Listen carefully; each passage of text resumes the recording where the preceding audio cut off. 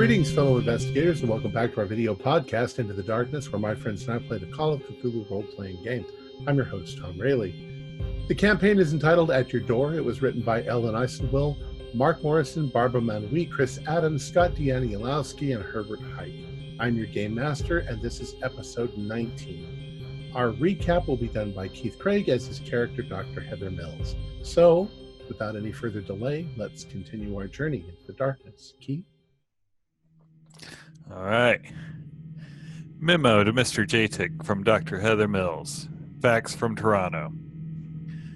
Mr. Jatick, after a time recovering from our ordeal with Jenny, and sadly the reopening of that wound by watching our hostage taker be celebrated rather than cursed for what she did to us, we began to make plans to go up to Toronto.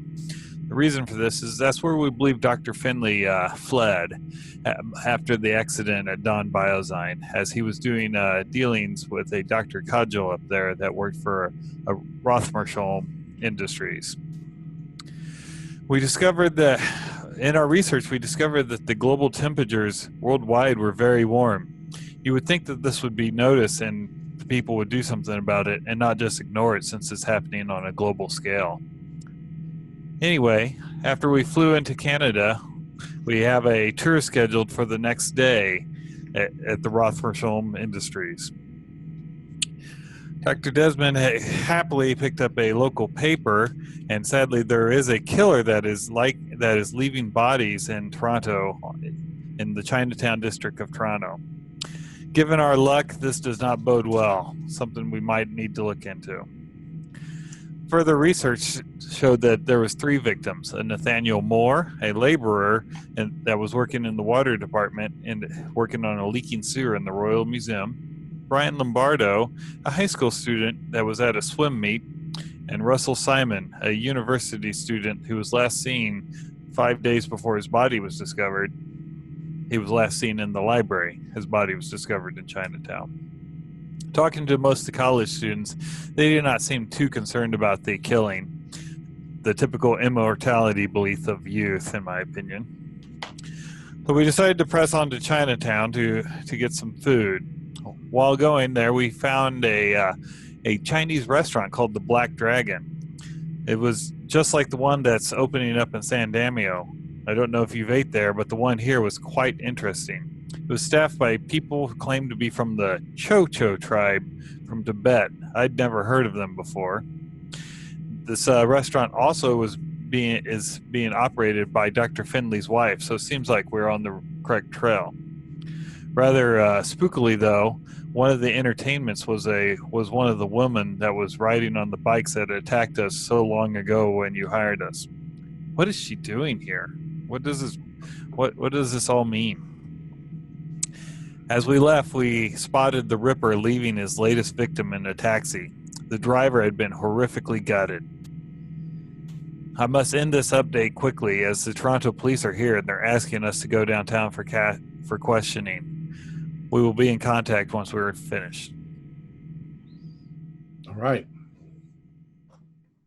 So as you may recall, Detective Marcel and a number of other cops have asked you all down to the precinct office. It's not a far drive. Once you're there, they take you inside. The place is busy. There's a lot of people,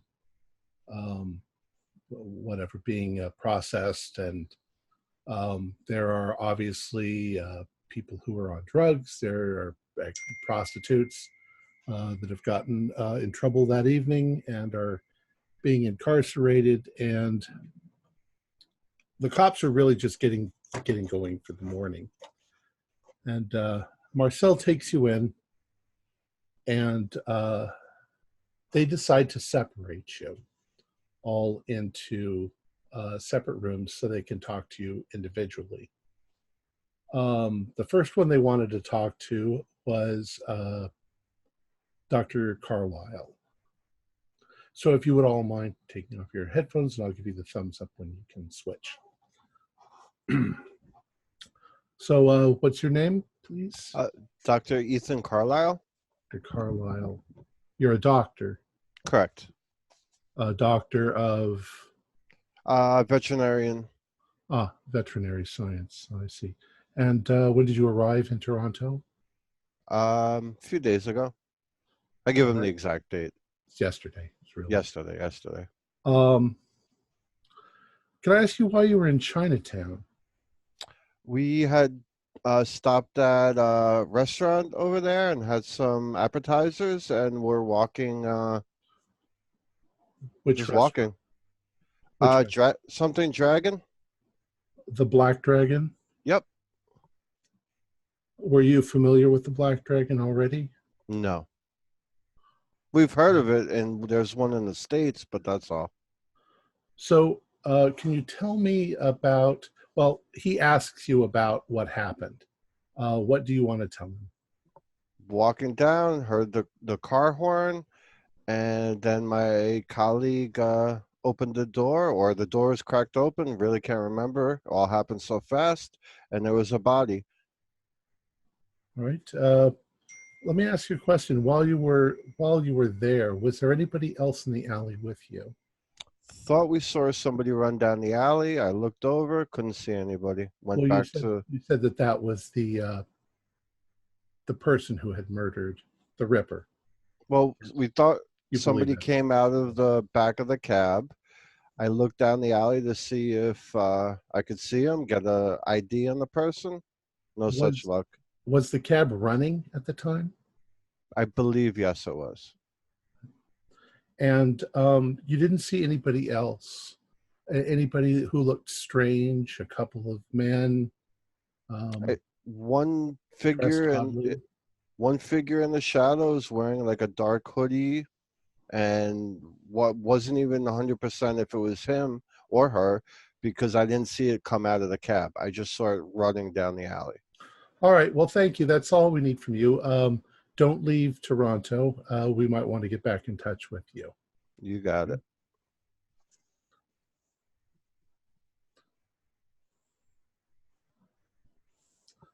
Hello, Miss. What's your name? I'm Dr. Margaret Evans. Miss Evans. You're a doctor. A doctor Yes. of Parasitology. parasitology. All right. Why are you in Toronto? Business trip. Business trip. And I'd like to ask you why you were in Chinatown. Well, we've with the nature of our previous encounters, working for Full Wilderness, we like to get a kind of a feel of the area when we go into these meetings, because the last one we had ended up being rather dangerous. So we're just trying to get a feel for things before we. Are you saying that you have business in Chinatown? No, just looking at areas around. It's very close to our hotel, so we're just getting a feel for the general area, trying to familiarize ourselves. Did you do anything while you were in Chinatown? Yes, we went to the Black Dragon. I think that's what it was called. This was like a restaurant. Okay. Apparently, it's run by a bunch of refugees from China. It's a new restaurant. Yes. He then asks you about the encounter you had when you were in the alleyway. Can you tell me what happened? Well, we were leaving the Black Dragon, and I just heard saw this cab stop, and just heard the horn blaring, and I saw this person. They were in a kind of like dark cloak, and they kind of just got out and started walking down the alleyway. And when I was there anyone else present in the alleyway? Not that I saw when I went over, because the horn didn't stop, and when I went and saw that what had happened to the cab driver, I screamed, and my the man in the cloak started to hurry off faster, and my associates tried to catch him, but all right. So no other gentlemen dressed oddly. I think that's all we need from you. Thank you very much. please don't leave Toronto. We'll get back to you. Yeah, of course.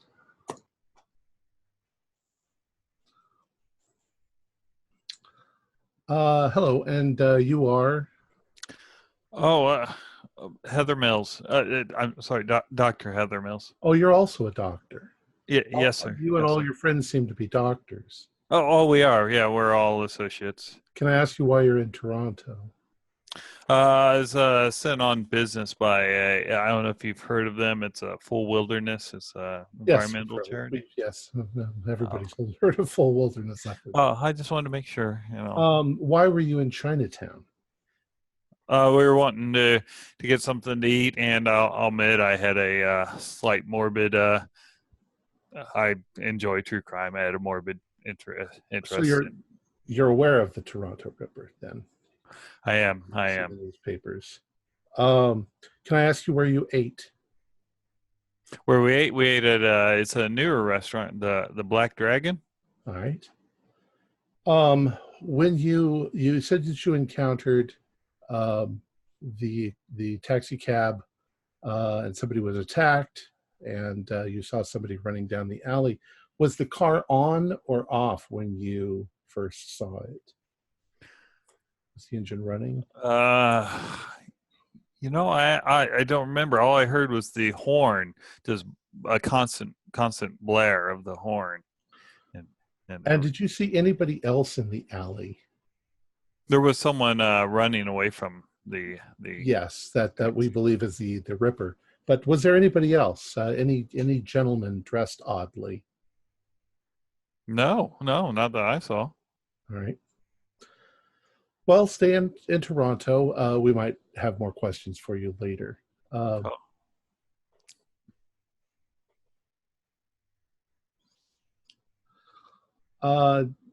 Sir, please sit down. Can I ask your name, please? You're going to have to speak up, sir. I can't hear a word you're saying. Sorry, I was waiting. Got a little hoarse. Dr. Desmond Flores. Dr. Flores. I've realized now that all of you are doctors of some sort. What kind of doctor are you? I study mycology primarily. I have a couple of degrees in the organic sciences. I see. And why are you in Toronto? We are here to liaison with a local pharmaceutical company, Rothmersham, in part because we have been asked privately to investigate an incident that happened in Southern California regarding Dr. Lindsay, who we think has come here because of his connection with that company. And why were you in Chinatown? For dinner. Well, and because we were curious about the tax. So you're familiar with the things that have been going on with the Ripper. Just a quick cursory. I mean, we only got in and saw the paper. I see. But your Toronto's Chinatown is famous. And where did you eat Chinatown? We actually stopped at a poutine place before we went in, closer to University, and is it Queens Park, I believe. But then we saw the Black Dragon, and they were opening one where we've been working. It isn't opened yet, so we were curious to see it. Oh, they're opening one There's a Black Dragon opening in San Damiel too. Yeah, that's San Damiel, California. Now, from what I understand, you were in an alley. You saw an assault take place. We weren't in the alley. We were passing the alley. You were passing the alley. When we heard the car horn blaring and then saw a figure, just a silhouette fleeing. Do you recall seeing anyone else beside this figure? Any gentlemen? I am not aware of any motion in that alley other than that of the indistinct figure that ran in the opposite direction from our approach. All right. I think that's all I need from you. Please don't leave Toronto for a few days. We'll get back to you if we need you. Can I ask, Yes. Detective Inspector Marcel? Yes. I think most of this information we shared last night, so I'm just curious as to why you wanted to investigate or interview us further. I mean, Well, obviously, there are certain things I have to keep under wraps, of course, but ongoing investigation, sure. we have reason to believe that all of the victims were either in Chinatown or on their way to Chinatown. And two of them had either matchbooks or cards from the Black Dragon restaurant. Well, I appreciate that confidence. I certainly can see why you'd want to follow that up. Yeah, I don't think any of us picked up a matchbook though. So what led us you to the idea that we'd been there? I didn't know for sure. I asked. Fair enough. Well, I'm glad it looks like we'll be able to make our 2:00 meeting. Well, we still have to do some processing before we can let you go. But you don't leave Toronto for the time being, and we'll get back to you if we need you. Thank you. And may I ask your name, please? My name is Dr. Jonathan Liege. Dr. Liege. Why are Thanks you for in the coffee, Toronto? by the way. Of course. Why are you in Toronto? So myself and my associates are here to. Well, we're going to go on a tour of the facility, which Is that we mentioned earlier. Rothersham Industries Limited? I see. And why were you in Chinatown? So we had just arrived in the area, and we wanted to make a night of it. So we went to the Black Dragon. Food was pretty good. I see. And while you were in the alley during the incident, were you aware of any other people inside the alley, other than the person who ran from the car? aside from my party, no. No gentlemen in robes or anything like that. I would say the person who ran was a little oddly dressed, like a trench coat or something. I see. But I didn't notice anyone in robes. Well, I don't think that I need any other information from you. You and your friends, please stay in town for a few days, and we'll get back to you if we need anything else. You're still going to have to go out and get processed so that they can take some paperwork and stuff like that. Thank you very much. All right. So he lets the five of you go, except that you're kind of tied up because there's a couple of moments when they ask you to remain just a little bit longer. They might have more questions from you. They're questioning also other people that were in the crowd. And I'd like you to all do a listen roll. A 73 is a fail. 99. Wow. 96. You outdid me. That's a fail for me. Dr. Carlisle is listening to some voices minute. from the. Oh no. Yeah, that's a fail for me. Me You- too. You all failed? Some lady has a purple scarf, and I'm just terrified in the corner. Everyone's loudly hearing Dr. Liege whistle "Girl from Ipanema." Okay. So you hang around there for a while. It starts to get later. They came to get us pretty early. And it was a short drive, and the interviews didn't take very long. One of the But things we have a noon appointment, a 2:00 appointment. So you begin to realize that everyone is very much on edge about this Ripper, and they're being pretty thorough. They end up bringing you in and asking you more or less the same questions a different detective does. They seem to be focusing on a couple of things. Have you heard the rumors that the reason why the Cho-Cho were driven out of their country is because they're cannibals.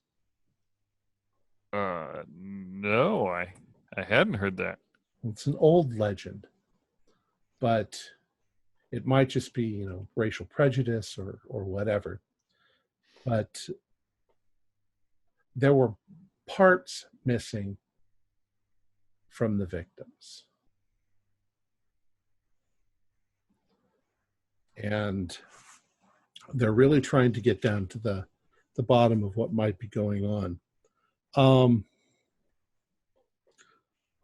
There seems to be some connection with the Black Dragon because a number of, at least two of the people involved had just been to the Black Dragon. Mm-hmm. And the victim in question, your victim, the one that you guys found, apparently was on his way to Chinatown when this occurred. He was almost there when this happened, all within a fairly close vicinity to the Black Dragon. And none of them were robbed.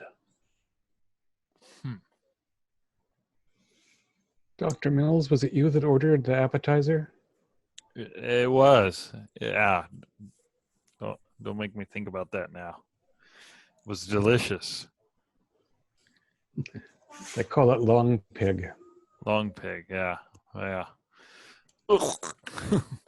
Well, I can see why a culture that had that affectation with the teeth would get a reputation, and that is a very hotly disputed part of the world where ethnic strife is high. I can imagine any number of lies being made up. It seems exceptionally stupid to move to a new town, open a very visible new restaurant, and then kill patrons primarily. Yeah. And they've been male, so I don't think you have to worry, Heather. Oh, good. I was just worried that I might have ate one of these victims. Ugh. Yeah, probably not FDA approved.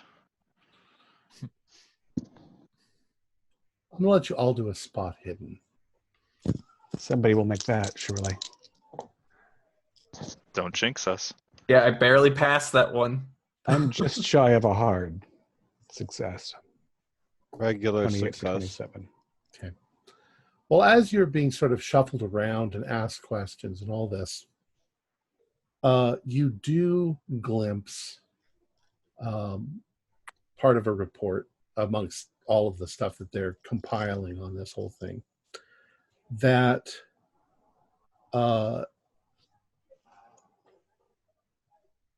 sorry, which one is it?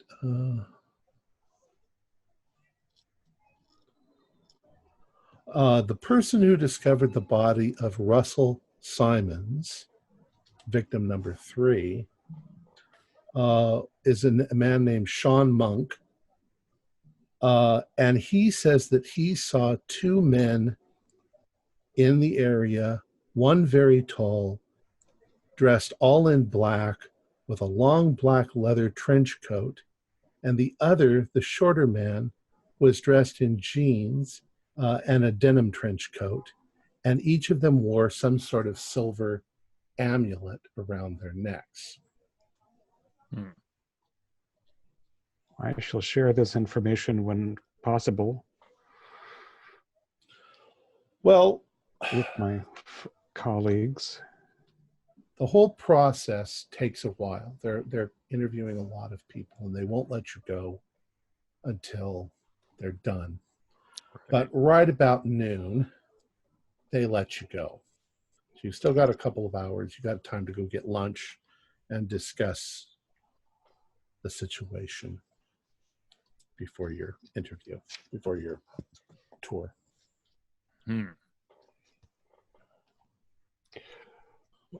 Yeah, so over a hearty vegetarian lunch, I'll share with the fellows that I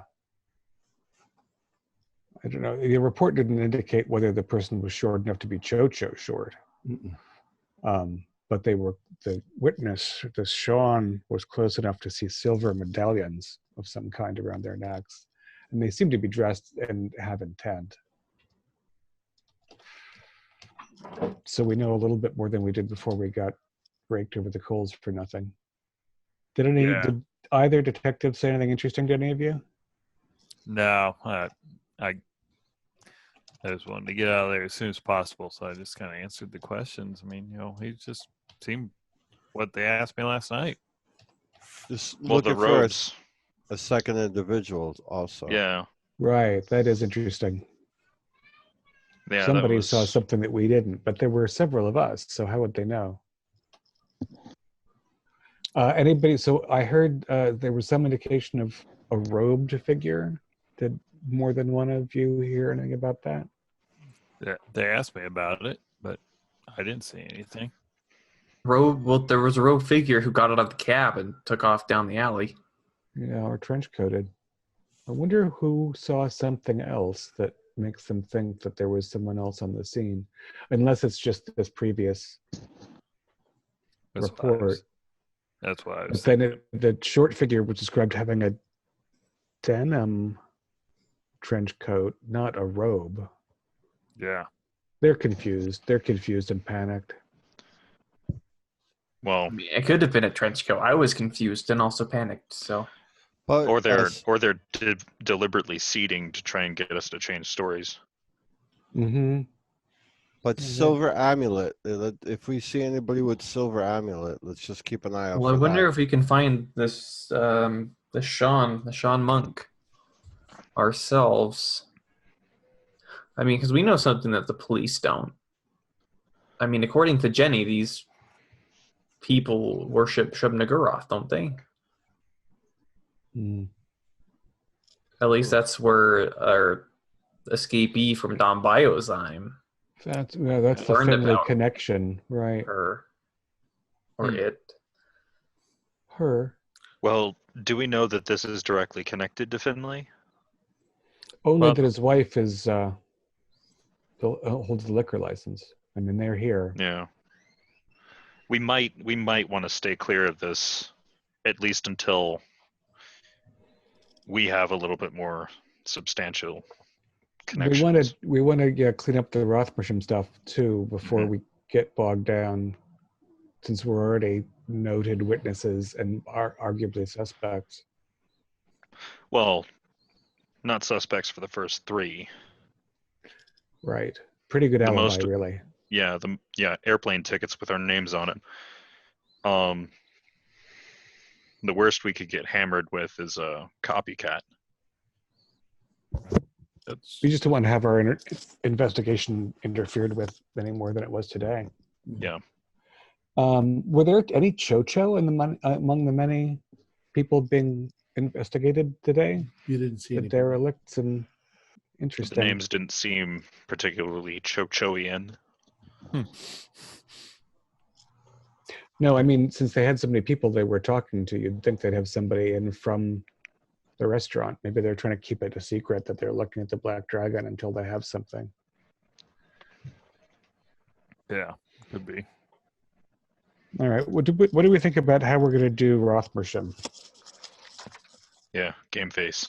Well, I mean, given the kind of the dangerous locale, I'm not sure that serious arm twisting will be to our benefit because the police aren't going to let us leave. So we're kind of trapped here in a way. Right. Well, and also we had some leverage over Don Biozyme. We've got nothing over these people. Full Wilderness has no money in them that we know of. So we just have to Well- be nice with Bruce Coggill. Yeah, that's why I was thinking I'd try and be sweet talking rather than arm twisting. And keep an eye out for anything that looks like Pepto-Bismol that's marked serum XD, DX. whatever it Number. Now, I mean, Finley might have, prepped him too.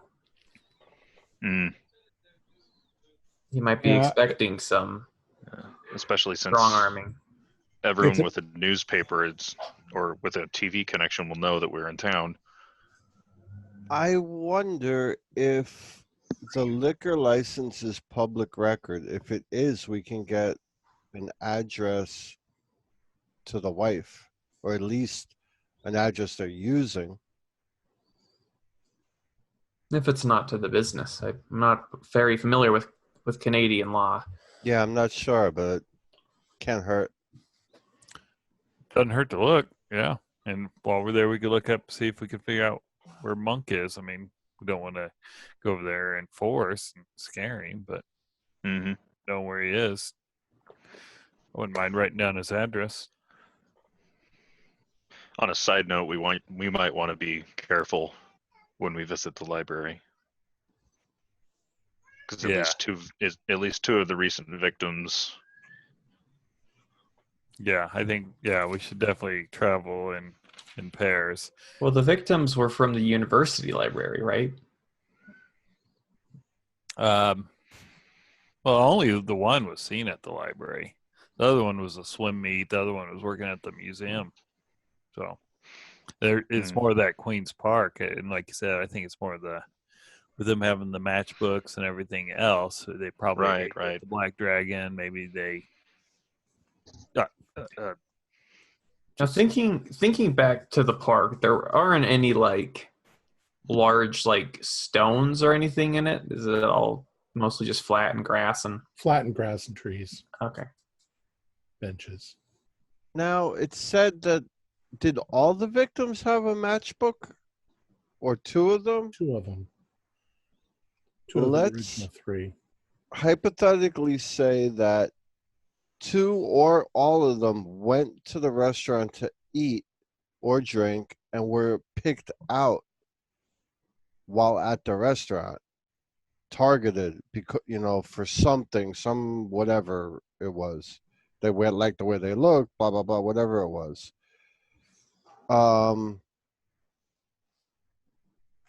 Would it be the Chocho themselves, or could somebody be hanging out at the bar and just happened to? It's a very public place, so I don't know. I'm just thinking out loud here. Sorry. Well, No, I was thinking the same thing, that they maybe like they ate something and they just took a liking to it, or they're like, oh hey, this person's by themselves.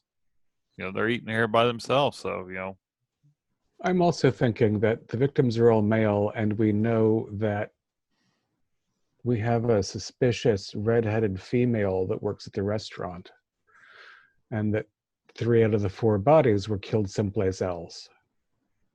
Oh. So maybe our sweetheart from the gang is approaching men that have been noticed by the.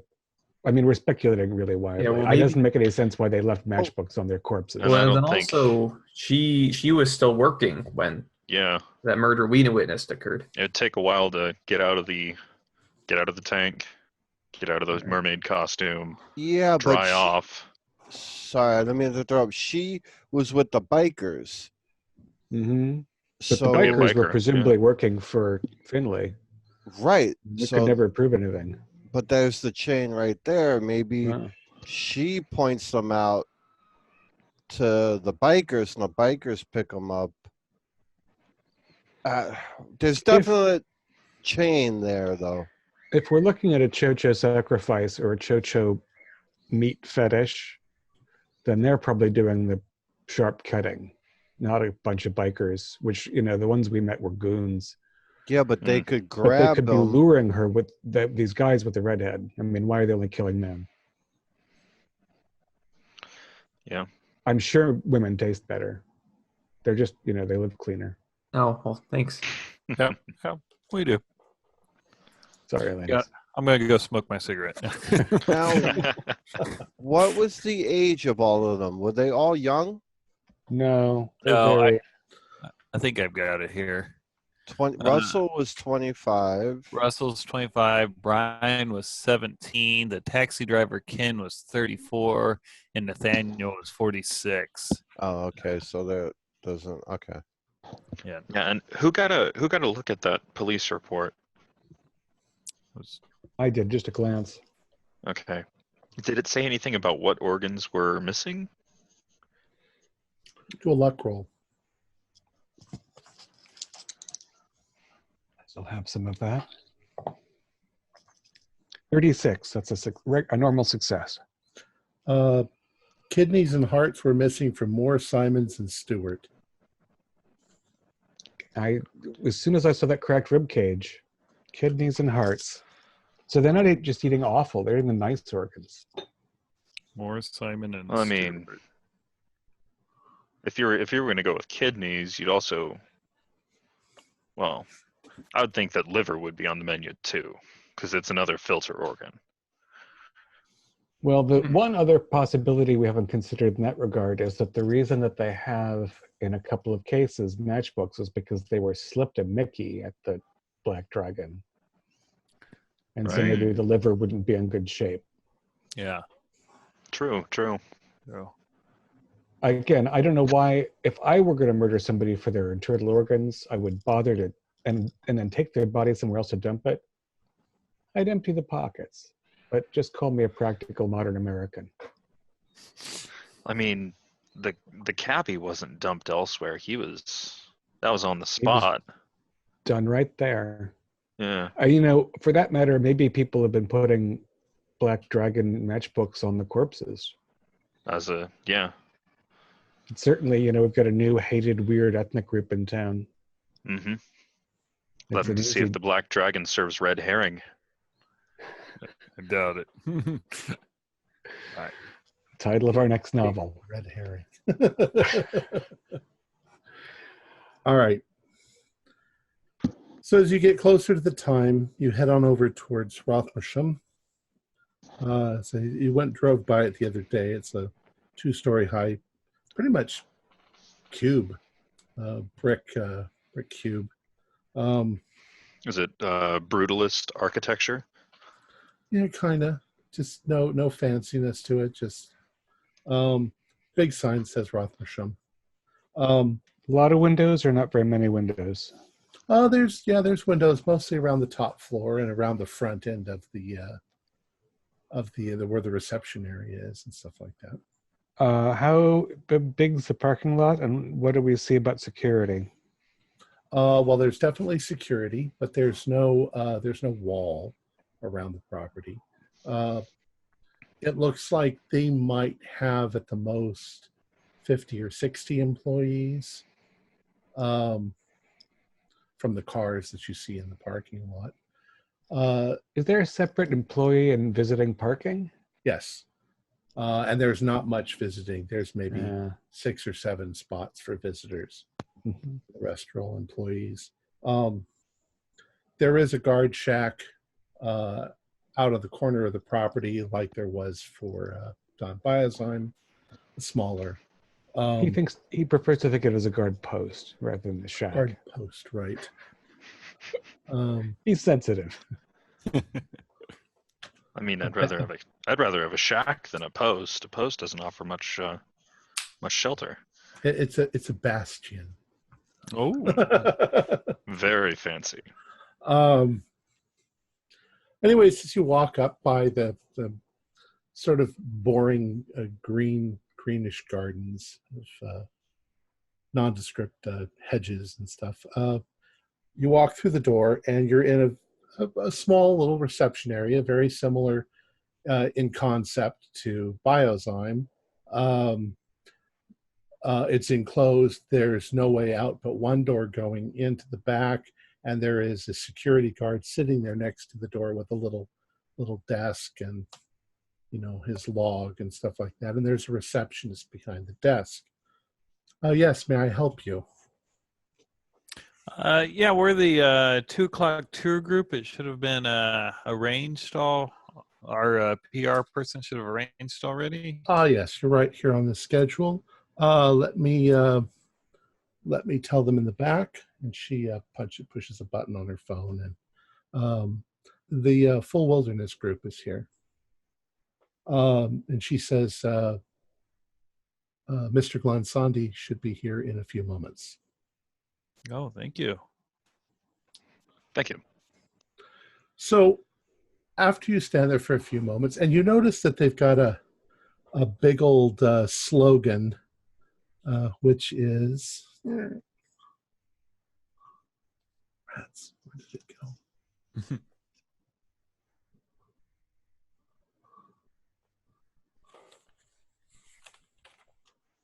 I knew I should have highlighted it. It's right here in front of me, I'm sure.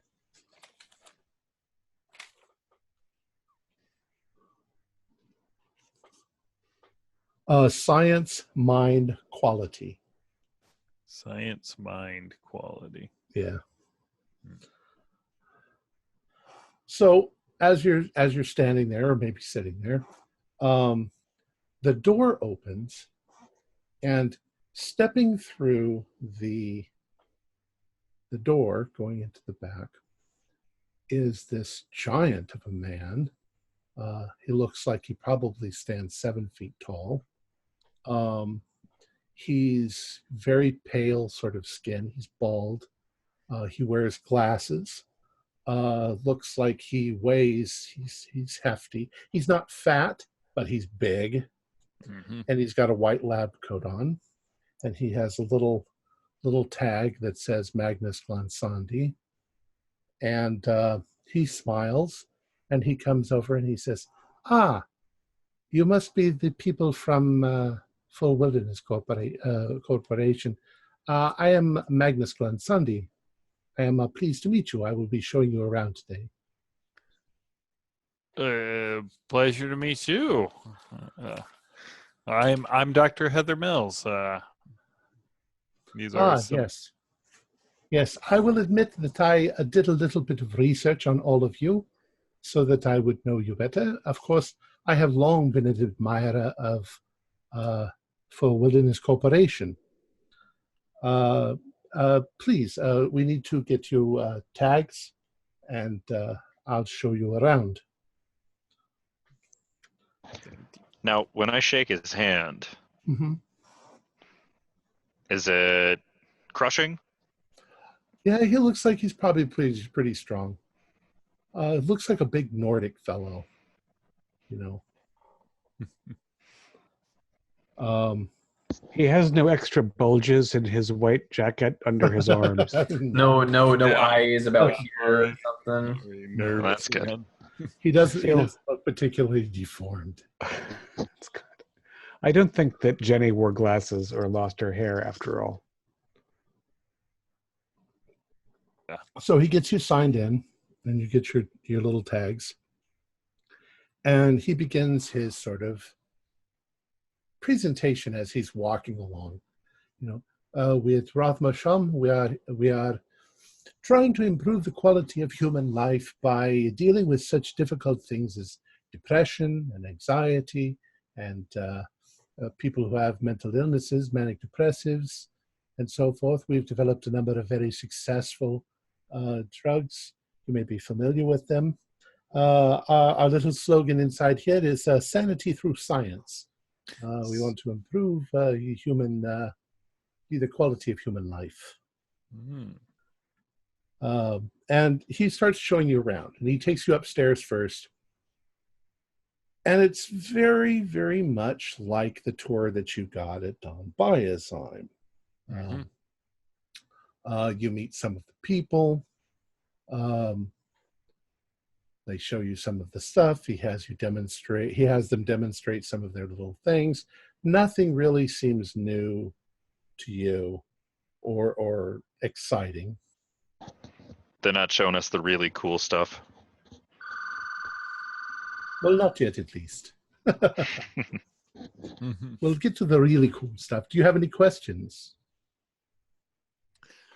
Not yet. I'm just enjoying this. So you said your slogan's sanity through science? Well, that's our little inside. Okay. I got confused. I was like, oh. It's our little internal slogan, as it were. Ah. Humans are such fragile creatures. We depend so much on the proper balance of the chemicals within our brain. It's a wonder that any two people can add 2 + 2 and come out with the same answer. Do you know, is there some sort of corporate cultural history about what caused Dr. Rothmelsham himself to be interested in this particular field? Was there difficulty in his family, or did he study psychotherapy before psychopharmacology? Quite honestly, I don't have an answer to that. I really don't know his background very well. As you may have noticed, I am not officially a doctor, and yet I probably know more science in this building than most of the other people here combined. It's just I was not given a formal education. I began to apprentice myself in Iceland I was maybe 14 years old, an assistant, and I have been working ever since, and I have simply progressed to more prestigious positions as I've gone along. No, that's quite impressive. Was it through your apprenticeship that you came into contact with New World Industries? New World Industries. I don't really know much about them.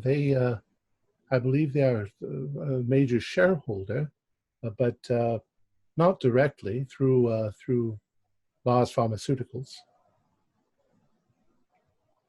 I'm sorry, I keep saying that. Larson Pharmaceuticals. Well, I wouldn't worry about your education too much. I've met some incredibly sharp honorary doctorates. Yes, and running a facility takes a great deal more general intelligence than some specialities do. Were you working with Dr. Rothmelsham in Iceland? Oh, no. Oh, no. You apprenticed to whom there?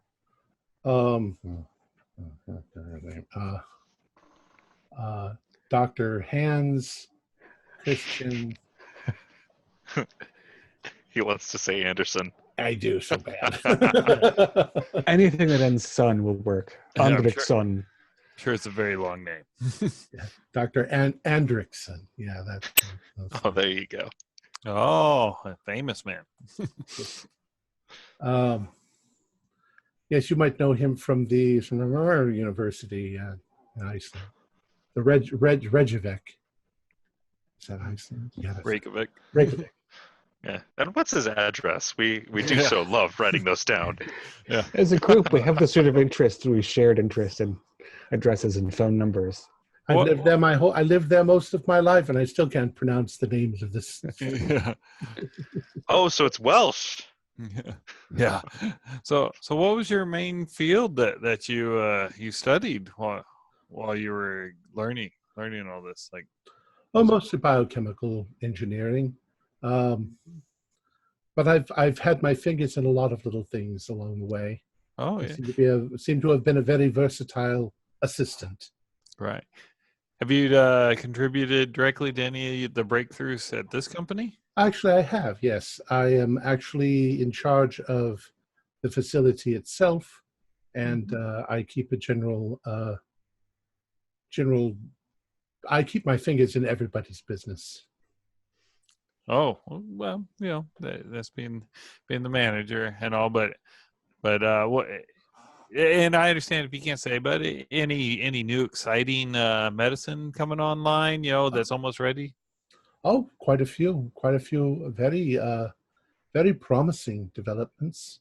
We're always getting interesting compounds to test and develop into other more useful compounds. Some isolates of mood control, our ability to, especially where we're concentrating currently on people who are manic depressant and are bipolars. That's people who become quite angry and violent on one spectrum. And very. So these compounds that you're working with, where do you get them from? Oh, we get various compounds from various facilities. You're from San Damiel, so I assume you've heard about the recent tragedy with Don Biosime. They were. Oh yes, of course they were. Yeah, it was loud enough to hear. Mm-hmm. Oh my, yes. They were supplying us with some very interesting chemicals. Yeah, Do the you have the cleanup after that incident is only just beginning, really. I can imagine. Do you have any of the substance that they sent to you? Because I mean, I'm sure Full Wilderness would appreciate perhaps a sample in order to see Know what to how look cleanup for, procedures. really. Yeah, because Yeah. he knows how where it got and things.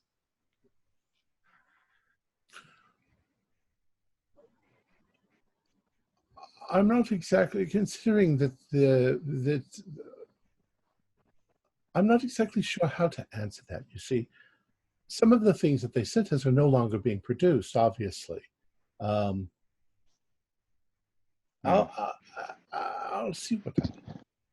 Are you properly storing them? Because they believe it was a chemical explosion, and I'd hate for see something happen here. You having the same chemicals. Well, we've done a good deal to isolate the facility. Where we are right now is really the general outer shell of our internal security area, our special containment area, as it were. And so I'm familiar with some of the standard procedures for chemical isolation regulated in the United States, but do they vary much in Canada? Do you As know? far as I know, pretty much the same. Yes, Okay. nobody wants to get blown to smithereens by volatile chemicals. Well, since you seem to have expressed some sort of interest, I suppose I could show you our special containment area. Let's go back downstairs. He says this area has been designed. It's physically isolated. It's soundproof. It's air scrubbed. It's internally shelled. It's armored, and it's spring loaded. You could survive a bomb attack inside this area. Nice. Good to know. Are we looking through thick plexiglass at some? No, you're actually heading towards a wall, Mm. and there's obviously an airlock door. And he says, now at this point, it's been about an hour and a half that you're into the tour. He says, gentlemen, and he goes to the keypad, and you see him type some sort of it's a little electronic keypad. He types into it, and you hear a psh as the door opens. And you can see that it's just a small room, maybe 5 feet by 5 feet. And gentlemen, please come inside. Let me give you all gloves, just in case. It's just a precaution. And you step inside the room, and he closes the airlock behind you. You see there's another airlock door. And he says, gentlemen, we have certain sterilization procedures. I'd like you to raise your hands like this, and please close your eyes. We're going to be flooded with UV radiation. I wouldn't want your eyes to be damaged in any way. So he types something into the code box, and you can see it goes, 5, 4, 3, 2. You all put your hands up like this and close your eyes. And you just sort of hear a bzzz for a couple of seconds. And then he says, that's it. Are we noticeably tanner? Yeah. No, but you definitely felt the heat from the UV light. He then opens the inner door, and what you're looking into is a hallway that goes down quite a ways, and there's a desk there. And he steps through, and he turns back around, and he locks the door behind you. And then he turns back around, but he doesn't move down the hallway. He suddenly looks rather concerned. And then he takes a few steps down the hallway to the desk. Is there a problem? There's supposed to be a security guard here. supposed to be. Yes, yes. We have a And security guard here at all times. Is he or she taking a bio break? Should not be. Not there should be somebody minding the post. And Is there a wall phone or anything? there is a phone, and you also notice that there's like a large sort of red button. Mm-hmm. It's a lockdown button, obviously. And he takes a few more steps forward, and you hear a noise coming from just down the corridor and around the corner, like a gasp or sounds like a woman's voice. Right. And he immediately turns towards it and he says, "Just a moment, gentlemen." And he goes to the end of the corridor and he turns, and you see him sort of start, rather surprised Mm-hmm. at what he sees. What do you guys do? Are we wearing like lab coats or something like that? Yeah, at this point you're wearing lab coats and you've got gloves. Yeah. Is there a problem? There seems to be something very, very wrong. I'm going to take off the lab coat and go down and approach him Okay. with purpose. When you look around the corner, there's another desk there. Mm-hmm. And lying on the ground next to the desk is a woman, obviously the receptionist. Except that she's barely alive, she's shaking, and it looks like there are little holes eaten in her skin all over. And you hear her, she sort of looks up at Glansandi and she's like, "Sir, beware, beware, sir, beware." And she's like, "My God, Miss Berger, what's wrong? What's happened?" Is this the receptionist from the front desk? No, this is Okay. a secretary or something right inside. I look up at the ceiling. I want to make sure nothing's going to drop down on me. It's just a ceiling. Okay. Do the punctures look like the ones that our assistants described to us as happening when the substance was heated? Looks like there's holes all over her. Do they look like bite marks? Well, it looks like her flesh is melting. You can do a sanity roll. Yeah. Of course. Come on, baby. I had to ask. Margaret passed. Triple zero. Foul. Oh, I failed. Also. Oof. Not as bad as Desmond. She, Right. Yeah, what's a fail do? you failed 1d4, And a pass is just one. just one. I'm going to take an extra for a critical fail, whatever I roll. I got a little shudder from it, but I only lost one. I'm gonna Definitely gasp. run up to her and go. What happened? What happened? Heather's. She tries to sort of pull herself up, but the holes in her flesh are getting larger and larger.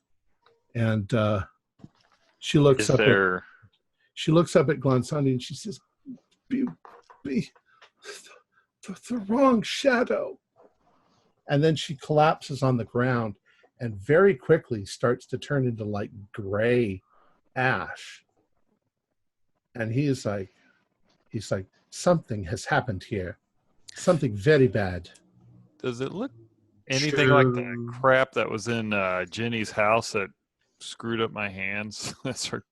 No. Okay, good. Oh, that's good. Should we evacuate? Was there any vapor coming off of her? Like, was it visible? Was it like an acid or?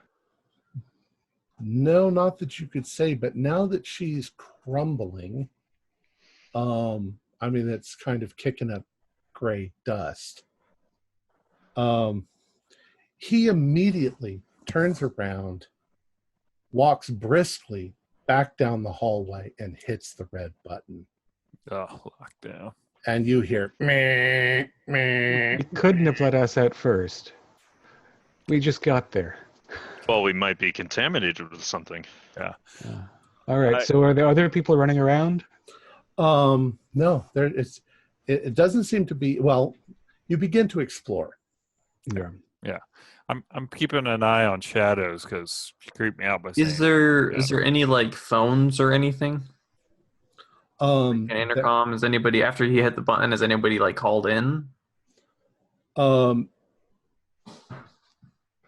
He immediately gets on the phone and he says, "We've had a containment breach of some sort. Something's happened."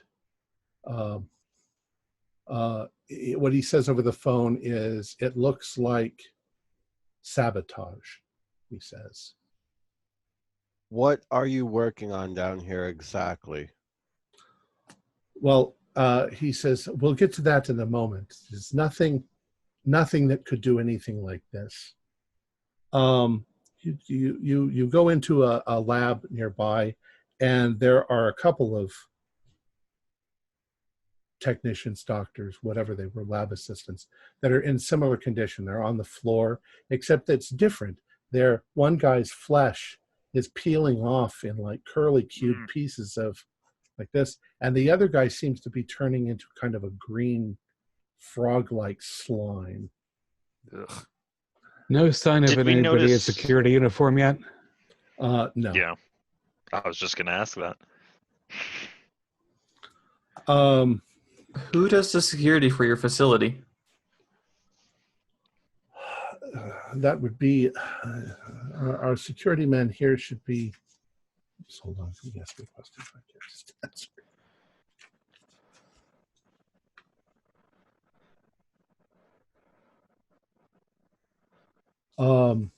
Martin Peters is our security man here. He should be here. Memorable name. So I think it looks like it's Peters, right? So let's break any fire axes and pull out any fire extinguishers, right? I think that's the best way we could arm ourselves, and just look for a guy in a security uniform who's obviously not turning gray.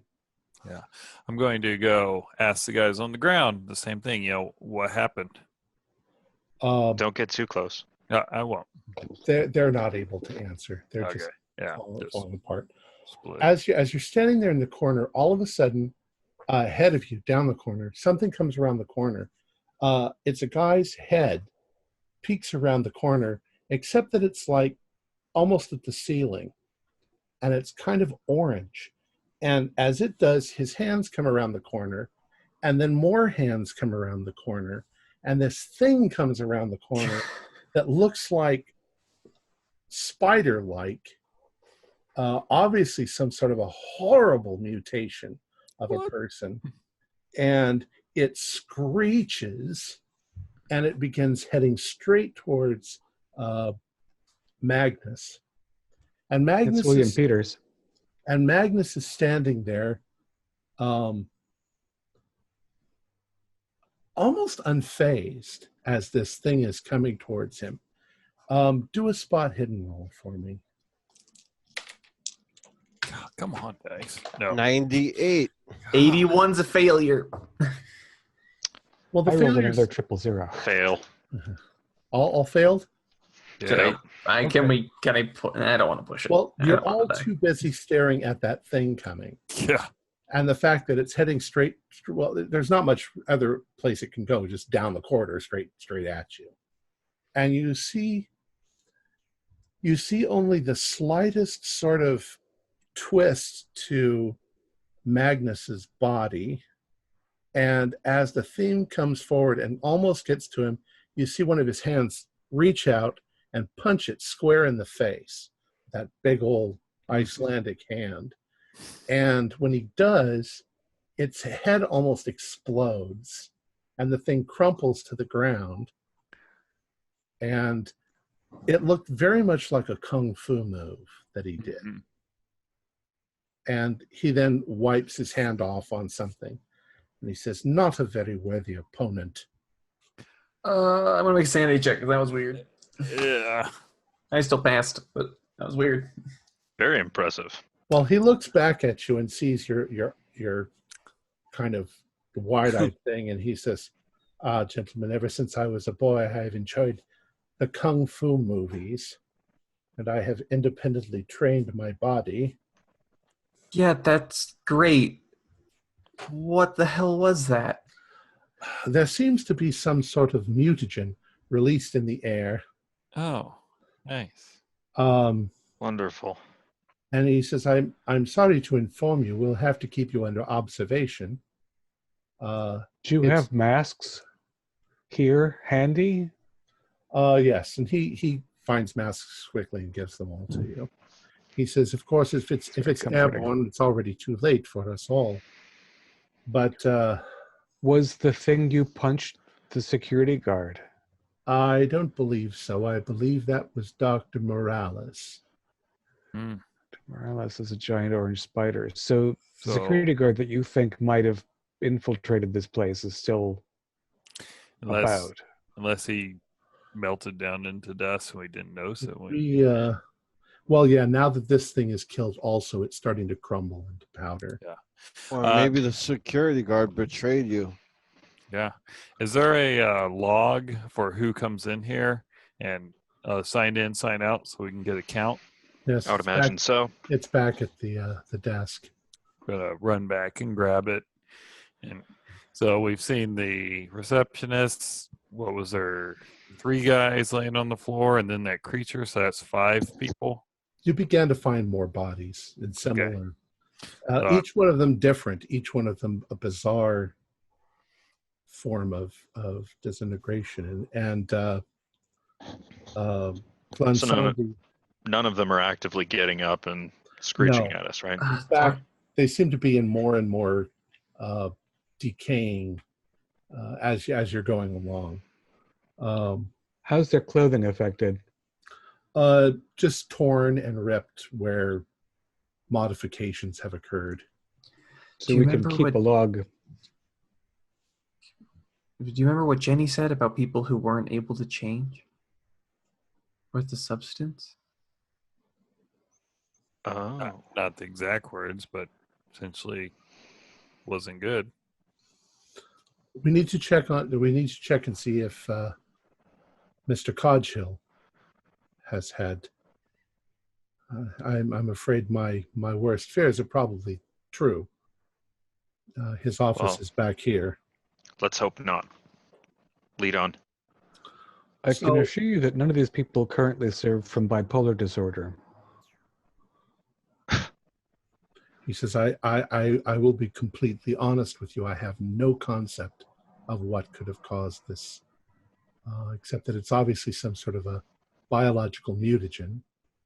Everybody seems to be mutating into different things and then disintegrating. Quickly, Um, too. You get to Dr. Codchill's office, and he opens up the door.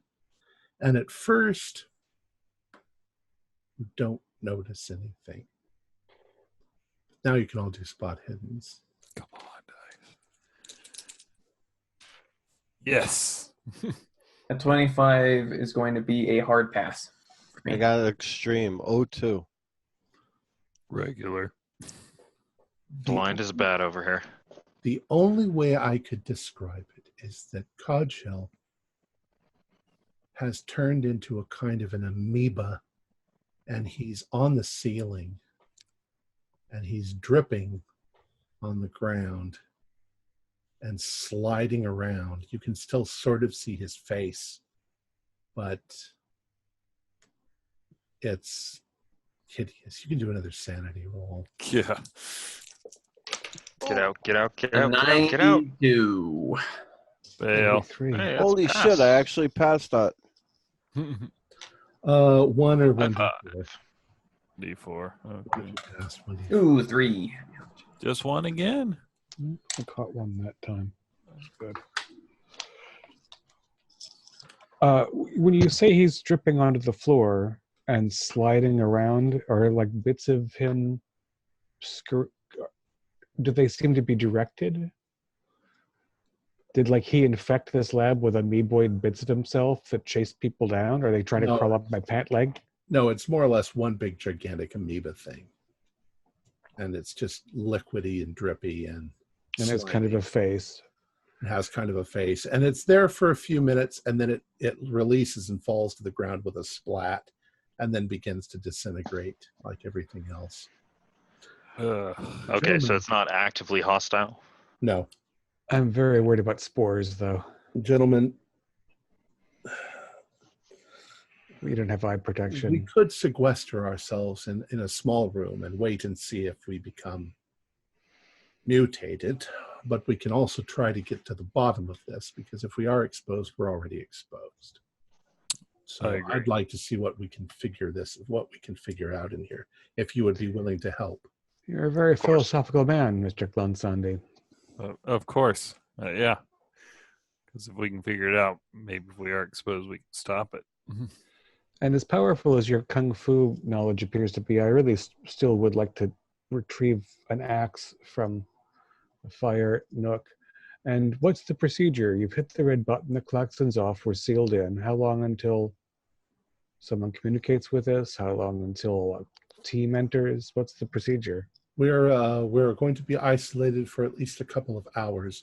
We need to assess the damage, assess if it's still a hazard, and then they will release us.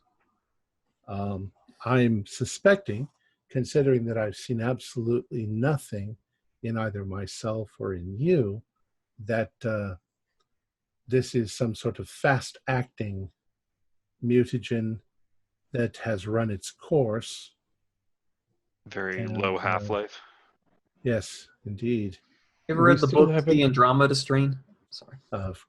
By Michael Crichton, of course. Wonderful book. Dr. Mills, what was the last person to enter according to that log before we did?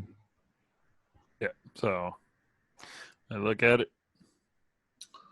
You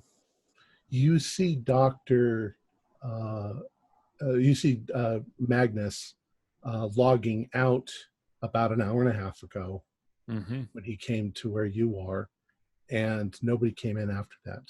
Okay. And is That's everyone promising.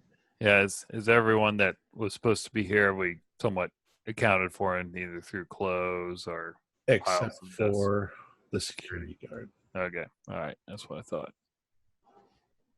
Well, we should go room to. I mean, his remains got to be somewhere. You never signed out, right? Yeah. Yeah. You have actually noticed that he never signed in. Oh. Ah. Okay. Are there cameras? Yes.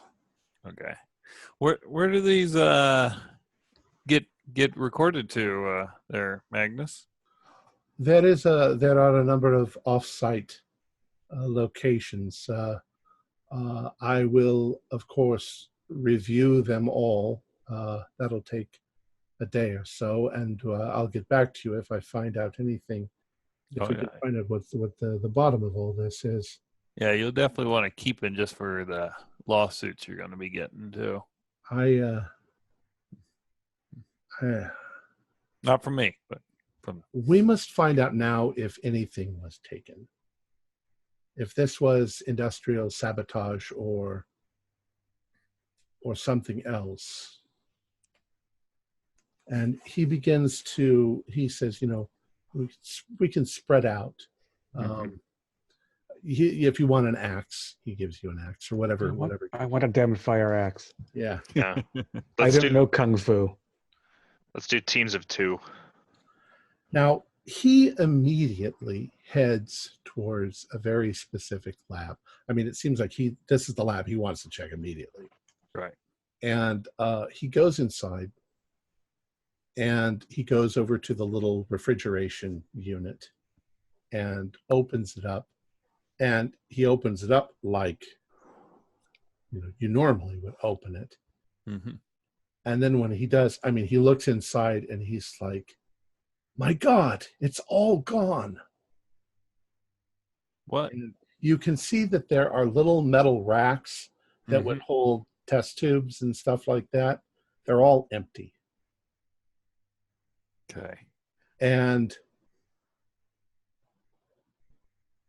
do a psychology roll.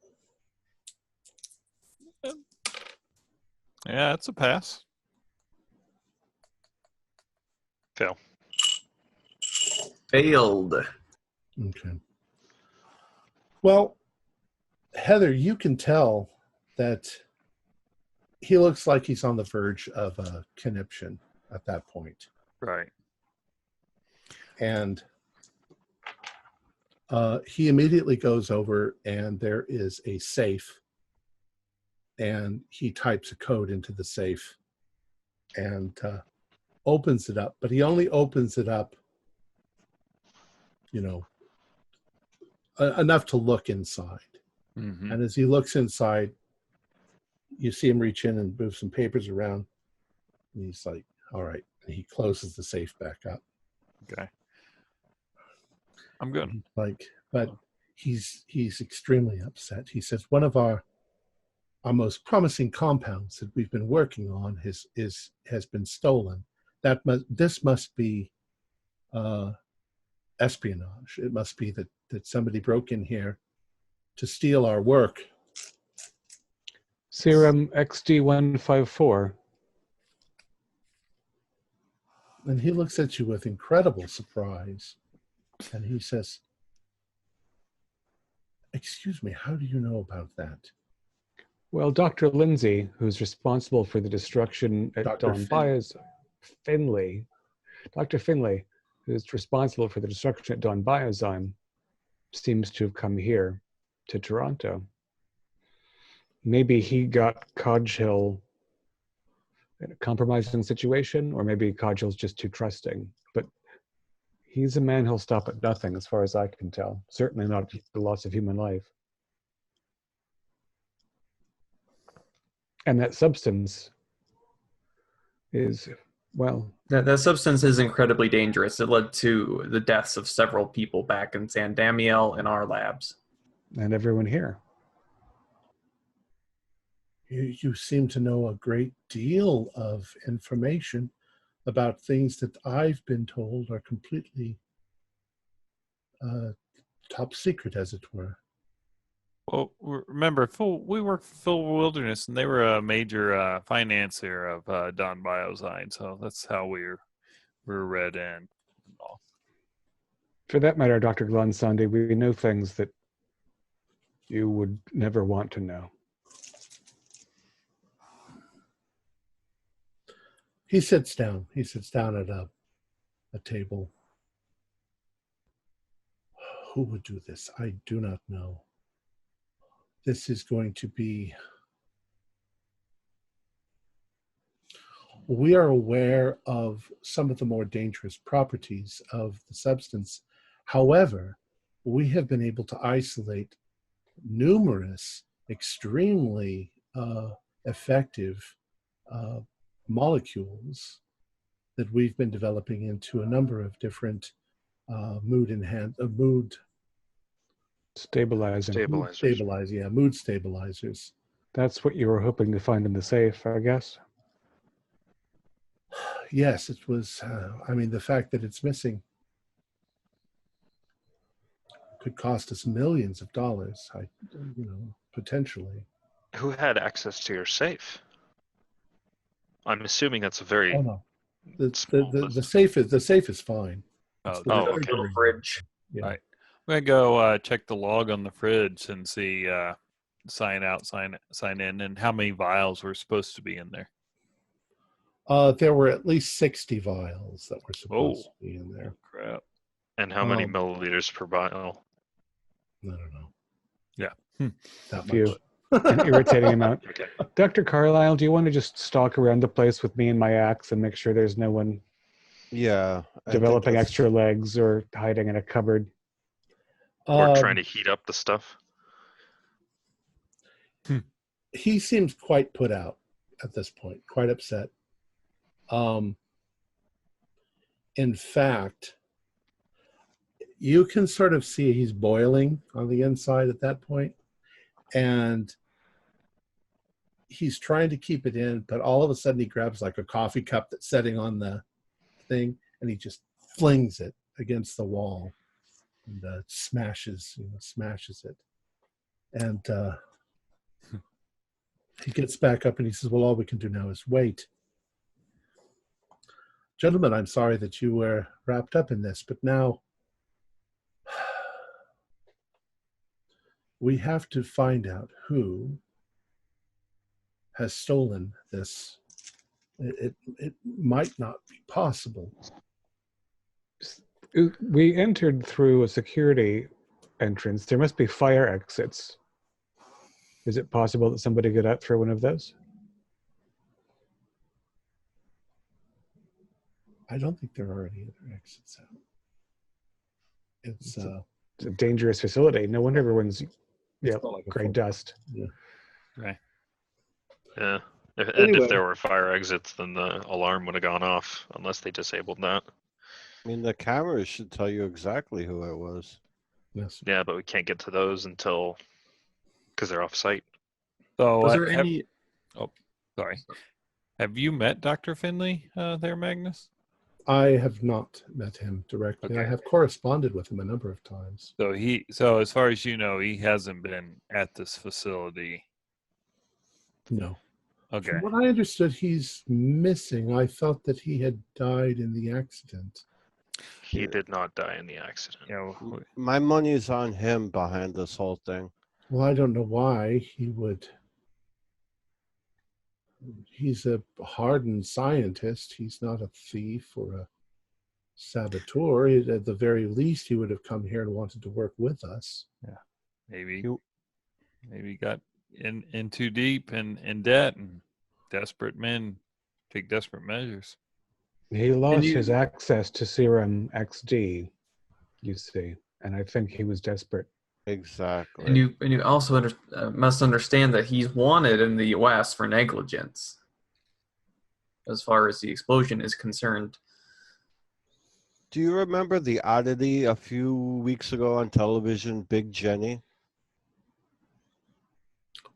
The Giant girl, The serum was used on her also. was it? You don't Yep. want this serum in the public. Yeah, we've got 60 vials of potential BOW missing. Any country would pay for this to weaponize it. And the countries that would weaponize it, other than Exactly. just, ugh. It's a mess. And as you see here, Finley has no ethics of any kind. If indeed it's Finley, but he's my guess. Well, I've seen no. Now you guys sit in there for an hour, Mm-hmm. an hour and a half. Nothing happens to you. So Except the klaxons drive me over the last inch of well, sanity. they've turned those off, and he's contacted the outside and given them the all clear, so to speak.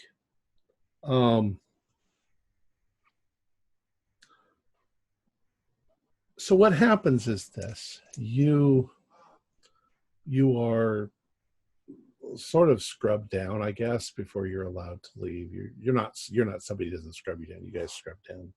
Right. Your clothes are sanitized and they're given back to you. And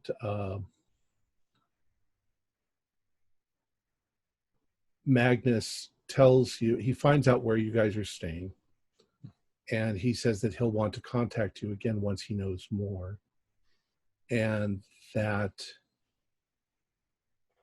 he would like your assistance, since he doesn't know anybody else who's aware of this stuff, to help, possibly help him find out who's done this. Mm-hmm. Anything I can do to help. And And please, you should be very cautious yourself. The fact that we didn't succumb to this attack is a matter of simple good fortune. There's at least some conspiracy regarding the serum that we don't understand, but it's Ruthless. Indeed. And if there happens to be a vial left in that safe, I beg you to think morally and questionably about just destroying it, because There's for lack Well- of a better word, it is just pure evil. there's no serum of any kind in the safe. It wouldn't be biologically sound to be putting it in there.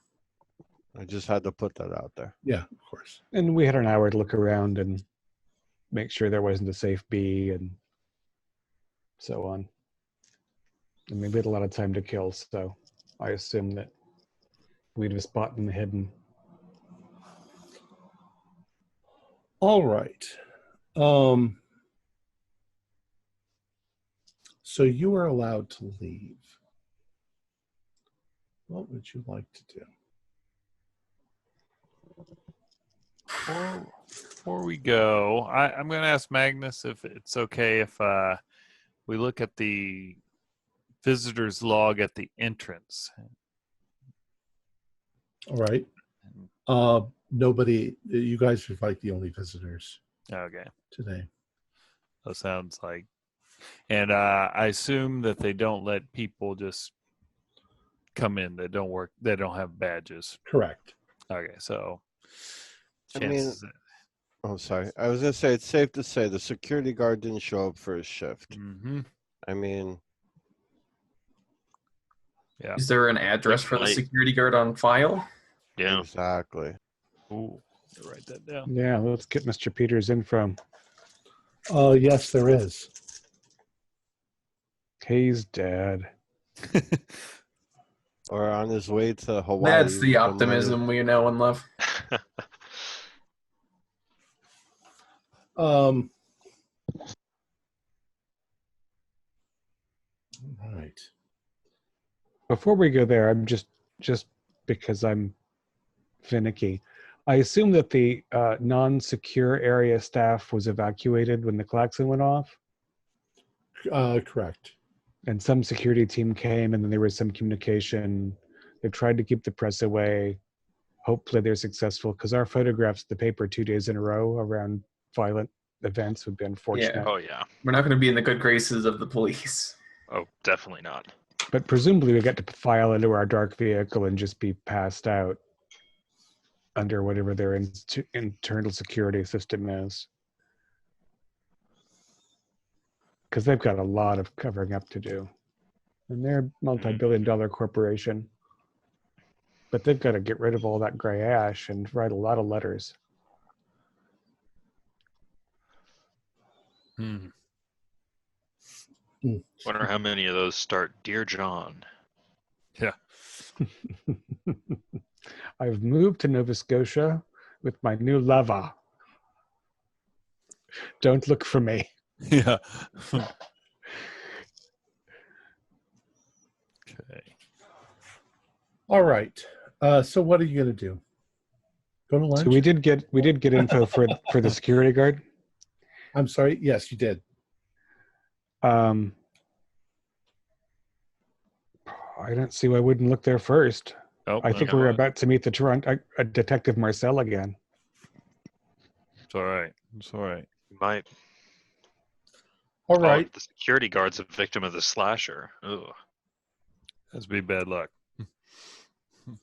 So let's see. They're at 2, 3, 4, 5, 6, about 6 in the evening. Mm-hmm. Maybe later when you guys get out. Say 7. Okay. Well, that's actually pretty quick. That's actually pretty quick for a massive biohazard All right. So 8 o'clock. shenanigan. 7:20. Listen, Brian. We quickly go to Tim Hortons and get ourselves some donuts and coffee. Yeah. Now we're going to hear from a Canadian that Tim Hortons wasn't in Toronto yet in 1991. Oh yeah. No, I was there. All right. So you guys are, of course, shaken. Yeah. And once again, you're shaken. Yeah. You get all fooded up. Yeah. you can eat. And then were you going to go visit the Peters household? I think think we have so. to find out. Yeah. I mean, if there's any reason to believe that the authorities wouldn't have already done that, given that he's an absentee employee where there was but, you know. Well, when I'm gonna we were assume let they out, have. were there police there? Police where? At When we Rossmore. left, facility. Yeah, I'm sure by the time that you guys left, there were police there. Okay, Oh, so, so they we did were call the ushered police. out under the disapproving glare of all the detectives at this point. Like, didn't we see them before? Yeah, I don't think so. I think that you guys, it was just generally the police. They hadn't sent detectives or anything. We had our dark SUV, and we were escorted out by internal security through a cordon. And Right. and Rothersham is not just going to let these people wander willy-nilly through their facility at this point. It's too dangerous, they'll say. You're right. Yeah. Okay. There's no proof of homicide yet. Right. So that's let's drive by our security guard's place and see if it's cordoned off. When you get to this place, it's a little bungalow house. The lights are on. There's a car in the driveway.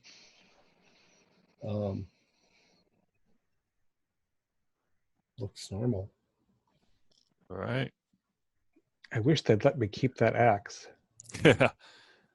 It You wasn't pick one clear up at for- the Axe Emporium on our way over. Yeah. Yeah. Okay, who wants to knock? Only two of us How should many go up. cans of bear spray do we have? Yeah. I got my mace. As in the spray. Okay. So. So All right. two of us, one boy and one girl. Yeah. Let's go. Who's feeling less crazy? Less crazy? Less Oh. crazy after today. I'm feeling a little crazier today. Yeah. I'll Yeah. stay in the car I'm- if I can help it. I still got a I'm grip. okay. I can. All right. Who's joining me? I'll join you. All right. So Heather and Jonathan head up towards the door. And what do? It's a doorbell. Ring away. I kind of want to knock just to be contrarian, Okay. but no, I'll ring it.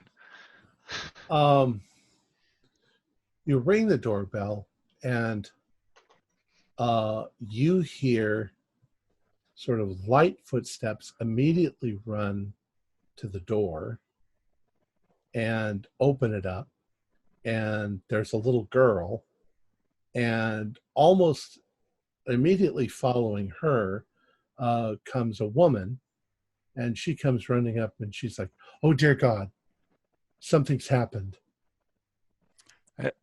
Have you? We don't know that, ma'am. We don't know that. I take it you have not seen your husband. Who are you people? Are you? Oh, we're with HR at the at Rothersham. He didn't show up for work, and we're concerned. My husband's he hasn't come home. When was the last time you saw him? This morning. Oh, so you did see him this morning, and He left for work. Yes. And what time was that? 6 a.m. Does he carpool, or does he normally go by himself? He takes his own car, but he's usually home by 4. Yes, we're concerned. Did you speak to him on the telephone anytime today? We're just trying to get a timeline. No. But I was afraid you were the police. Come to tell me something horrible's happened. No. We're just following up. Like I said, we're with the company. We're very concerned. He didn't show up, and we just didn't know if he was ill or anything. And yeah, No, come to think of it, he did seem to be acting a little strange this morning. oh, how so? Well, not so chipper as he usually is. Oh yeah. Has he gotten any phone calls or met with someone that you haven't known lately? No, not that I've ever heard of. You don't think that there's something that's happened to him? Well, he was guarding valuable things, and sometimes people can try and put undue pressure on someone. And She You looks want- very, very upset. And but maybe we should speak away from the little girl. Martha, go upstairs. After I've already freaked you out. Does your husband keep any like journals or anything here? A phone book? No, nothing like that. He's a man's man. He just works, comes home, drinks some beer, and watches some TV. Hadn't really talked He's a about it. good man. He's never done anything wrong. No, and I'm sure he hasn't today. We were just very concerned, just like you are. Yeah. It's like, oh, does he have any friends that he normally that we could reach out to? Oh, yeah, Mike and Bob and Mhm. John, and he's got a lot of friends. Right. Yeah. I can call around, but I've already called a few of his friends. Nobody's seen him. Was he wearing his uniform when he left this morning? Yes. Okay, he was. Okay. Mr. Leach, do you have any other ideas? Well,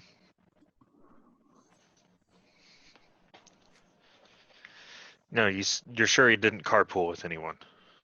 Nope. His Okay. car's gone. Okay. What kind of car was it? We have it on file for the parking, but Lincoln Continental. I don't oh, know. well-paid security guard. Well, I don't pay attention to who's driving what. I just get a taxi. Okay. Continental. All right. Is there any chance? I mean, I know this is imposition and is late. That we could. Does he have like an office or something? Excuse me. I know this could be sexist, but a man cave, as they call it sometimes. No, he doesn't have anything like that. Oh, okay. Okay. Well, hopefully we're all just panicking without cause.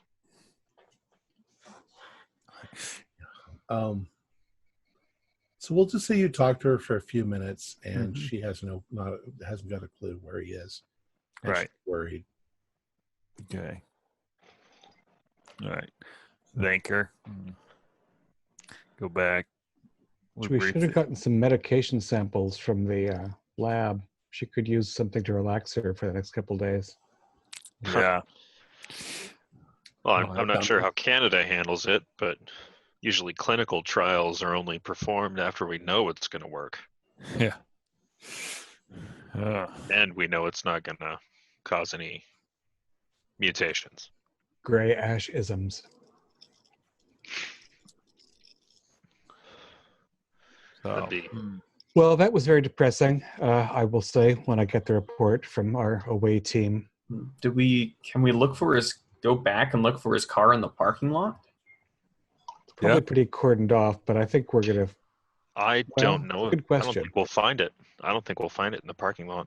Yeah, I don't think he got there, signed in, and was replaced. I think he was intercepted. Now, this is crazy, but what if we find his car somewhere in Chinatown? it is. I was thinking maybe. Actually going to suggest that.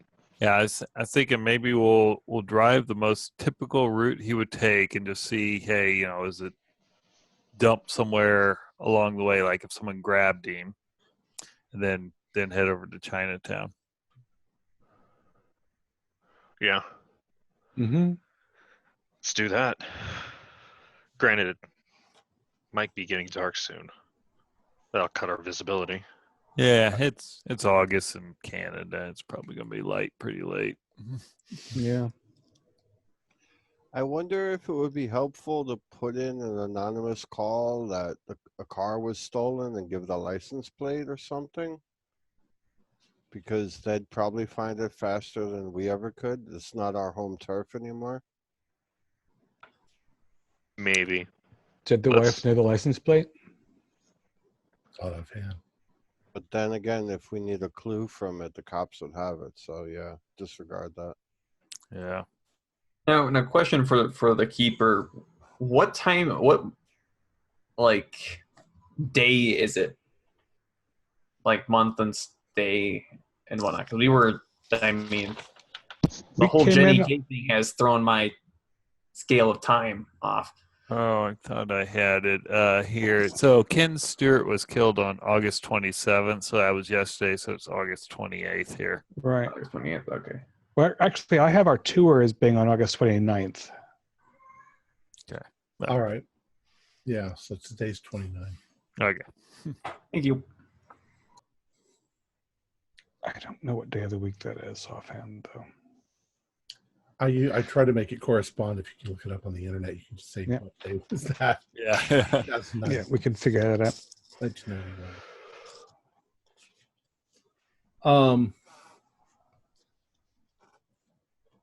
All right. So what was your next move going to be? We're going to drive the most likely route he would have taken and just see if, like, his Between his car is- home and the facility, Yeah. See if now his that we car know what is- his car looks like, Yeah. to see if there's anything that looks like an oddity regarding an abandoned car. Okay. And, of course, check then- out the parking lot. See if it's there. Right. How much time are you going to spend doing that? I'm full of coffee and donuts, and it can't have been a long drive No. from no. his home to the facility to the home, so back it shouldn't be too bad. Well, we'll say you spend an hour. You go back to Rothersham. His car isn't there. Mhm. And then on the way to Chinatown, we're looking for it as well. and you don't find anything. There's just too many streets that Yeah. it could be on or whatever. All right. So what next? Let's just say you're in Chinatown again. Well, fellas, Who's feeling It's some just- Chinese? This Black- is. who's feeling chocho? I'm only eating vegetarian. Mhm. Right. I'm gonna have a cucumber salad and Yeah. look at it closely. But I'll go in. You want to go in? Well, Sure, I'm why not? slightly more spooked to do so, but I suppose. I Yeah, wonder what would happen if we ordered a Shubniger off the cocktail. Yeah. Did Oh, they we would see respond. one photograph Let's of not. Mrs. Findlay? No. No, we'd only heard her described. She's handsome and older than he. Yeah. Actually, that was a joke. She's really ugly, but she is older than he. Is she Oh. chocho ugly? Yeah, totally. Are you going to go into the bar first, or are you going to go into the restaurant? I suggest we try the restaurant first. Yeah, I want to avoid the bar because I don't want my face seen by that mermaid. Right, or be noticed by our waiter, our bartender friend necessarily as sudden repeat customers whose faces were in the paper. All right. So Although it would be interesting to see if there was a different mermaid Mm-hmm. every day or so. Well, that's we can pass that on the way to Lou and have a Yeah. peek in. But let's get a table. We can't live on coffee and donuts. okay. Want So to bet? you get a table. Once again, everything smells delicious in here. You obviously get vegetarian food. All right. Who's going to go to the loo and take a peek? I will. Anybody else? No, I think we should always pair up at least. Okay. And they took the hit with the widow, so let's go. Dr. Lees, you had your finger up. 3 of you want to go? Well, I mean, I don't want to arouse any suspicions. I mean, if Heather comes with me, I mean, you know how that goes. The ladies tend to sometimes Fair, fair. It was all. Let's kind of go as a group. keep my head down. I'm not going to look in the window. So Okay. But Desmond, you're also going? Well, I was planning to, but if Dr. Liege wants to, that way Ethan and I can catch up on purple things at Mother's. Well, the coffee is starting to run through me, so. All right, so Liege and Margaret and Dr. Mills, you're going to go to the girls. He's going to go to the boys. As you go by the little window and you peek inside, indeed, it's still the redheaded girl swimming around. She's not like, she's, doing sexy sort of dance in the water is what it really amounts to. Dr. Heather and Dr. Margaret, you head into the restroom, and Dr. Liege, as you're peeking through the window, all of a sudden, you notice the bartender has caught sight of you, and he's like, "Oh, you came back." And he says, "You like our mermaid?" It's a novelty. And he leans over and he says, "Hey, you want to spend some time with her?" No, this trip is strictly business. Thank you. I can arrange it. $20. You can have an hour with her upstairs. I'll think about it. All right. Currently, the restroom's calling. You know where I am. All right. So you guys use the restroom and then return? yeah. All right. And once I return to the table, I'll share what I've discovered. $20, huh? It's not bad. That's definitely cheap. Disturbingly getting cheap. your kidneys and heart extracted. Well, I'm not using them much anyway. Right around the price for a college student, a teenager, and maybe a cabbie who didn't make too much tips that night. True. Yeah, that's pretty. That seems like bait for suckers. But it is also a way to get upstairs and see what the hell's going on. That's what I was thinking. I was like, wait a sucker. One sucker with several friends.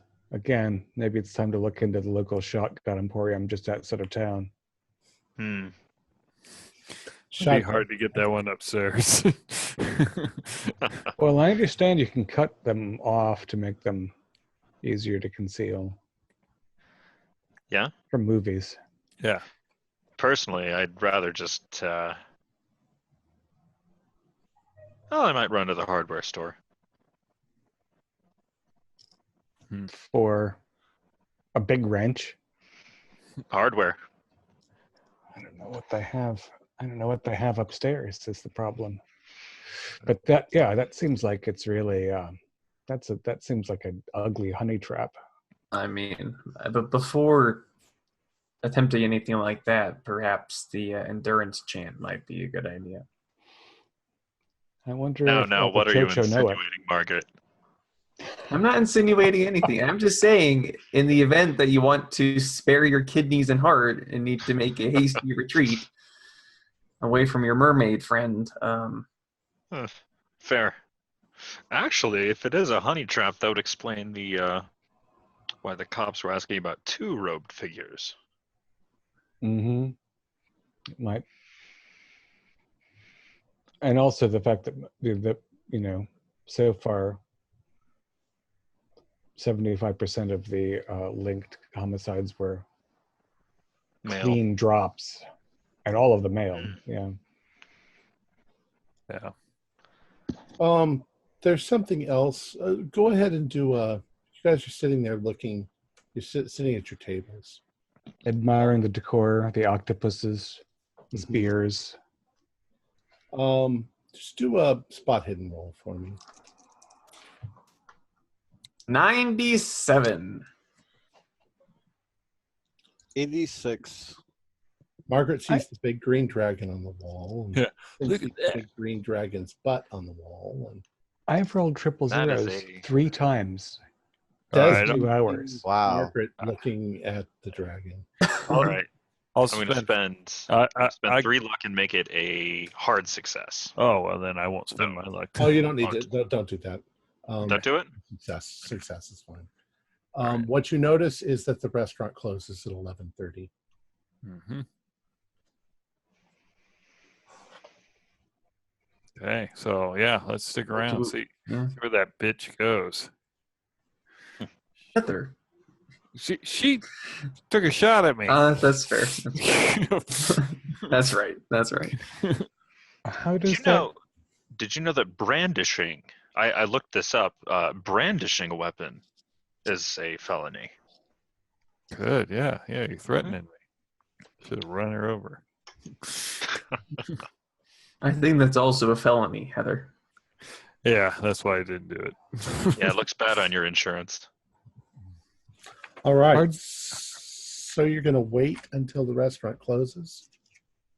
Well, I suggest that maybe we'll finish our meal and then maybe just hang out. I mean, Chinatown's probably got some sights to see.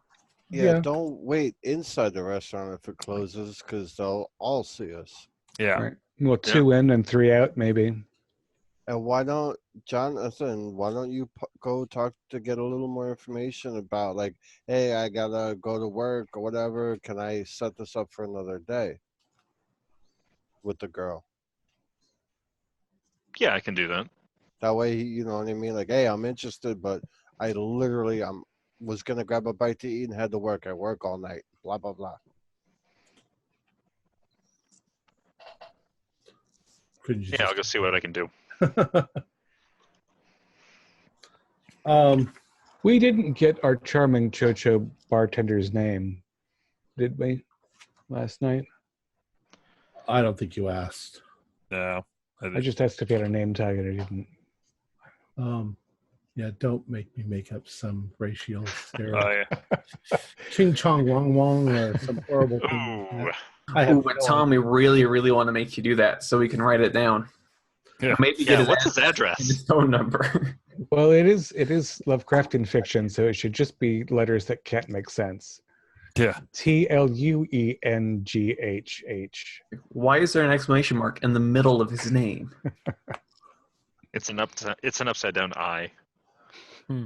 That means you have to Um, pronounce the I backwards.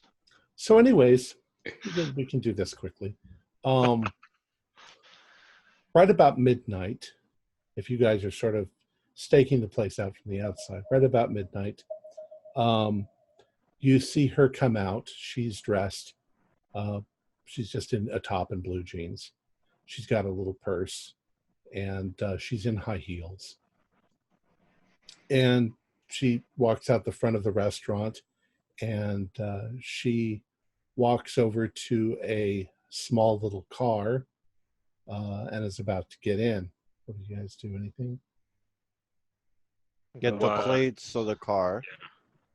What kind of car is it? Okay. Just something cheap and small. Looks like a used car. Just like a little green Volkswagen? Yeah, that sounds good. Yeah, I was planning on following it. That's what I was thinking. Okay. Well, you follow it to a poorer part of town, and she parks it in front of an apartment complex. Looks like a cheap apartment complex. And she gets out and starts heading up to the second floor apartment. All right. Let's go. What are we going to do? Jumper? Yeah, fuck her. Heather. Heather Heather's does not like being shot at. Heather craves revenge. Yeah. At A lot more bloodthirsty than I would imagine. Yeah. I mean, spending that much time with Jenny will do that to you. Yeah, something about those Uzis bothered me. Well, now we know where she is, when, and if we need to find her. Let's Sleeping Dogs alive for now. Yeah, let's make sure that we're going in with a plan at least. Okay. All right. Yeah. You guys are probably right. Yeah. My last couple times breaking in didn't work out the best. So.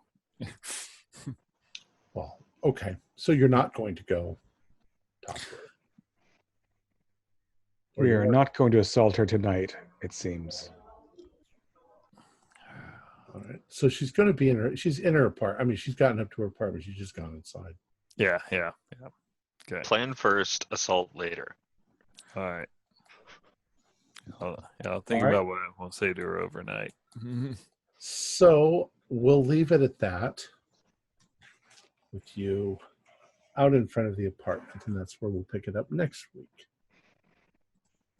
Our players. Oops, where are we? Our players included Morgan Llewellyn, Brian Daly, Keith Craig, Jason Melnichuk, and David Gassaway, with yours truly as a keeper of the secrets. We're currently producing up to 5 shows a week with music and sound effects added in post-production in order to create a richer listener experience. We provide audio-only versions of our shows free for you to download from Podbean or iTunes. The costs involved with the show are provided almost entirely by our patrons. Without them, we wouldn't be able to do what we do. We have a new patron today. Trevor Lead has pledged $3 a month. Thank you so much, Trevor. Woo! If you'd also like to help out, support our show, please visit our Patreon account. Just $1 or $2 a month helps us a lot. You can find a link in the description below. Excuse me. Like, share, and subscribe to our channel and punch that bell icon for updates on our latest shows, and leave us some comments. We enjoy reading them and answering any questions you might have. This is Tom Rayleigh, together with all the members of our gaming club, inviting you to journey with us once again into the darkness for another adventure into the universe of H.P. Lovecraft and the Call of Cthulhu role-playing game. Until next time, good luck, good gaming.